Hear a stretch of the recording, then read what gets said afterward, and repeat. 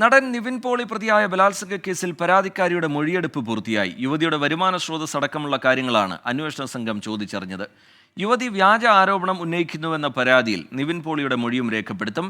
December 14-15 തീയതികളിലാണ് അതിക്രമം നേരിട്ടതെന്ന് താൻ പറഞ്ഞത് ഉറക്കപ്പിച്ചിൽ സംഭവിച്ച പിഴവാണെന്ന് യുവതി പ്രതികരിച്ചു. യഥാർത്ഥ തീയതി അന്വേഷണ സംഘത്തെ അറിയിച്ചിട്ടുണ്ട്. കേസ് അട്ടിമറിക്കപ്പെടുമോ എന്ന് സംശയിക്കുന്നതായും യുവതി പറഞ്ഞു. ഞാൻ പരാതി കൊടുത്ത സമയത്ത് ദുബായിൽ ഇല്ലായിരുന്നു, നാട്ടിലായിരുന്നു എന്നൊക്കെ പറയുന്നുണ്ട്. അപ്പൊ ഞാൻ എന്റെ പാസ്പോർട്ട് ഞാൻ പോലീസിന് സബ്മിറ്റ് ചെയ്തിട്ടുണ്ട്. അപ്പൊ ഞാൻ പരാതി കൊടുത്ത ഡേറ്റും അദ്ദേഹം പാസ്പോർട്ട് സബ്മിറ്റ് ചെയ്തിട്ടുണ്ട്. അപ്പൊ ഞാൻ കൊടുത്ത ഡേറ്റ് തമ്മിൽ ക്ലിയർ ആണോ എന്ന് ചെക്ക് ചെയ്താൽ മനസ്സിലാവും. നമുക്കിപ്പോൾ മനസ്സിലാക്കാൻ പറ്റുന്നത് ഇതൊരു ഈ കേസ് ഒരു അട്ടിമറിക്കാനുള്ള ശ്രമത്തിലാണ്. ഹണി ട്രാപ്പിൽ നമ്മളെ കൊടുക്കാനുള്ള പദ്ധതിയാണെന്ന് ഒരു ഗൂഢാലോചന ഉണ്ടെന്ന് നമുക്ക് തോന്നുന്നു.